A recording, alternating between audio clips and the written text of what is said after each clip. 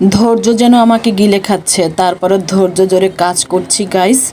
এতটা অসুস্থ, ভয়েস দিতেও আমার কষ্ট হচ্ছে, গলায় প্রচণ্ড পরিমাণে ব্যথা, তাও কিন্তু আমি ভিডিও ছাড়া বন্ধ করিনি। ধৈর্যের ফল মিষ্টি হয়, সেটা তো আমরা সবাই জানি। আমরা সবাই ধৈর্য ধরে কাজ করি, ইনশাল্লাহ সফলতার মধ্যে একদিন না একদিন দেখবই।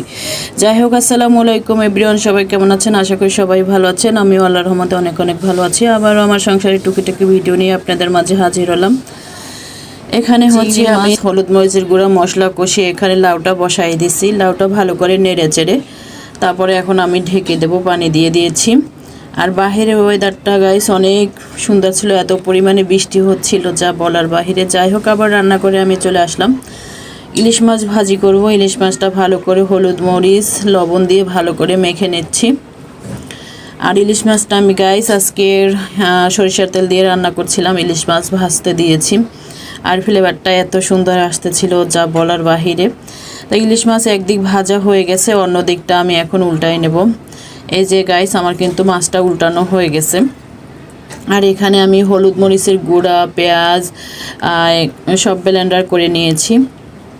কিছু কাঁচামরিচও দিয়ে দিয়েছিলাম। তাই এখন আমি ভালো করে মশলাটাকে কষিয়ে নিচ্ছি গাইস। ভালো করে মশলা কষিয়ে তারপরে পানি দিয়ে ইলিশ মাছটা দিয়ে দিয়েছি। আর ইলিশ মাছটা খেতে কিন্তু মাশাআল্লাহ অনেক মজাই হয়েছিল। তো এই যে আমার ইলিশ মাছ হয়ে গেছে। এই তো হচ্ছে আমার সংসারের টুকি ভিডিও। তো সবাই ভালো থাকবেন, আমার জন্য সবাই দোয়া করবেন। আসসালামু আলাইকুম।